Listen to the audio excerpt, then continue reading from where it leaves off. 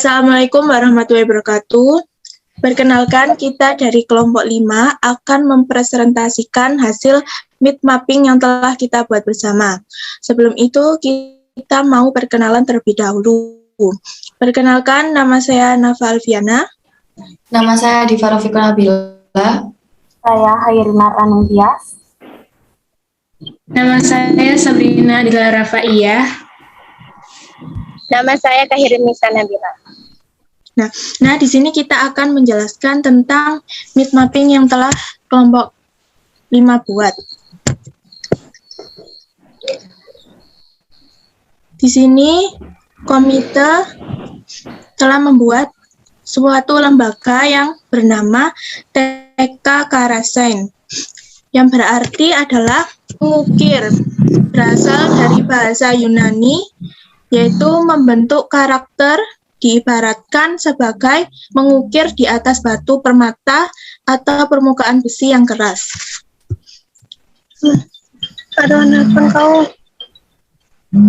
Lalu yang kedua adalah misi dari TK Karasen adalah menciptakan siswa atau siswi yang cerdas, disiplin, aktif, bertanggung jawab, dan berakhlakul karimah. Sekolah yang kami tawarkan yaitu 1. Membina anak dalam berkarakter, artinya di saat anak mengalami pertumbuhan dan perkembangan, tugas kita sebagai orang dewasa yaitu membantu anak untuk melalui proses tersebut agar karakter anak terbentuk dengan baik dan anak tumbuh menjadi pribadi yang berani dan mandiri. Yang kedua, menunjukkan sikap disiplin. Di sini kita akan mengajarkan tentang batas-batas dan aturan-aturan yang tidak atau boleh dilakukan.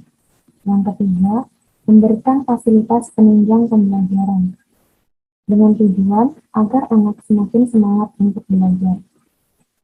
Fasilitas yang disediakan antara lain seperti gedung, ruang kelas, buku, serta alat dan media belajar. Jadi, fasilitas sekolah ini memiliki pengaruh yang penting terhadap kualitas sekolah dan pembelajaran. Yang keempat, mewujudkan suasana belajar yang menyenangkan. Di sini, guru dituntut untuk membuat suasana belajar yang menarik dan tidak membosankan. Dengan begitu, siswa akan merasa nyaman dan tidak merasakan tekanan belajar. Selanjutnya, model pembelajaran. Model pembelajaran dari TK Karasen ini ada 4. Yang pertama, model pembelajaran klasikal. Model pembelajaran klasikal adalah pola pembelajaran di mana dalam waktu yang sama, kegiatan dilakukan oleh seluruh anak sama dalam satu kelas. Model pembelajaran ini merupakan model pembelajaran yang paling awal digunakan di TK, dengan saran pembelajaran yang pada umumnya sangat terbatas, serta kurang memperhatikan minat individu anak. Yang kedua, model pembelajaran kelompok. Model pembelajaran kelompok atau pembelajaran kooperatif adalah strategi pembelajaran yang melibatkan partisipasi siswa dalam satu kelompok kecil untuk saling berinteraksi. Dengan sistem pembelajaran kooperatif akan memungkinkan guru mengelola kelas dengan lebih efektif dan siswa dapat saling membelajarkan sesama siswa lainnya. Yang ketiga, model pembelajaran area atau minat. Model pembelajaran ini lebih memberikan kesempatan kepada anak didik untuk memilih atau melakukan kegiatan sendiri sesuai dengan minatnya. Yang keempat, model pembelajaran BCCT atau Beyond Center and Circle Time. Model pembelajaran BCCT adalah pendekatan pembelajaran yang dalam proses pembelajarannya dilakukan di dalam lingkaran atau circle dan sentra bermain. Lingkaran adalah saat di mana guru dan bersama anak dengan posisi melingkar untuk memberikan pijakan sebelum dan sesudah bermain. Sentra bermain adalah zona atau area dengan seperangkat sebagai pijakan lingkungan yang diperlukan untuk mengembangkan seluruh potensi dasar anak didik dalam berbagai aspek perkembangan secara seimbang. Baiklah, yang kelima, yaitu sumber yang belajar yang dimanfaatkan, yaitu sumber yang tidak didesain, khususnya untuk keperluan pembelajaran dan dan keberadaannya dapat ditemukan dan diterapkan dan dimanfaatkan untuk keperluan pembelajaran. Jenis sumber belajar yang dirancang, sumber yang secara khususnya dirancang atau dikembangkan sebagai komponen sistem justru konvensional untuk memberi fasilitas belajar yang terarah dan bersifat formal.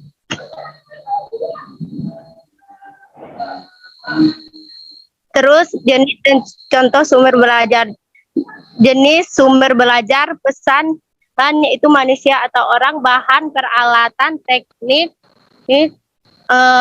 atau metode, lingkungan. Sumber belajar dirancang informasi, bahan-bahan pembelajaran, guru, gambar grafis, komputer, radio, televisi, edukasi, terman dan sumber ruangan, dan kepala perpustakaan.